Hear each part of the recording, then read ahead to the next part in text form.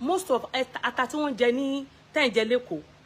ata tí wọ́n jẹ lẹ́kọ̀ọ́ Lizzy Anjorin wọ́n supply half of tí ò bá ṣe half bóyá 1/3 of ata tí wọ́n jẹ lẹ́kọ̀ọ́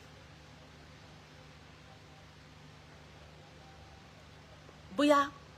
1/3 of ata rodo tomato tẹ́ ń jẹ lẹ́kọ̀ọ́ Lizzy Anjorin supply tí ò bá ṣe half of it ó supply at least 1/3 or quarter. ẹ̀yin èèyàn wa ó ti ṣẹlẹ̀ o arábìnrin tí ẹ̀ ń wò lójú àwòrán yìí ó jẹ́ godmother Lizzy Anjorin arábìnrin yìí ó sọ̀rọ̀ gidi gan ó ní wípé ó ní Lizzy Anjorin ó ní very very good business woman ní Lizzy Anjorin ó ṣàkàjúwe sí àwọn ọjà míì tí Lizzy Anjorin supply wà lẹ́kọ̀ọ́ tí ó jẹ́ wípé ọ̀pọ̀lọpọ̀ yín ò mọ̀ gẹ́gẹ́ bí atarodo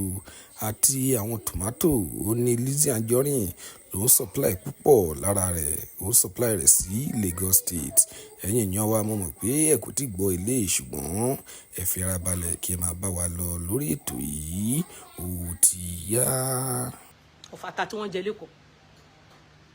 So you see how many businesses tó ń ṣe ní àná ní bíbá tí ò bá sọ fún mi tó bá yẹ pé mo ò wá bíbá yìí if you telling me pé kíni kan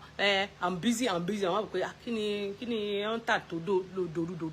wàláì tẹ̀lé ẹ̀sìn mo fi ọ̀rọ̀ ọba búra toru ló ń gba àlejò ń bíbá yìí tán wà rajà bẹ́ẹ̀ ni business mi ló ń lọ tí kì í ṣaṣọ nìkan connections oríṣiríṣi tí mo fojú mi rí ni kì í ṣe léèrè ṣe pé wọ́n sọ fún mi within short period tí mo ti dé mo kàn ń wò báyìí ni pé ṣé mi ni máa kó bọ̀ sí kò báyìí I'm telling you ìwọ wá jókòó síbẹ̀ ìwọ pẹ̀lú àwọn tí wọ́n nìkan ṣe láyé wọn táyé wọn tí wọ́n rò gbèsè ayé wọn pín tí wọ́n ní kankan tí wọ́n tà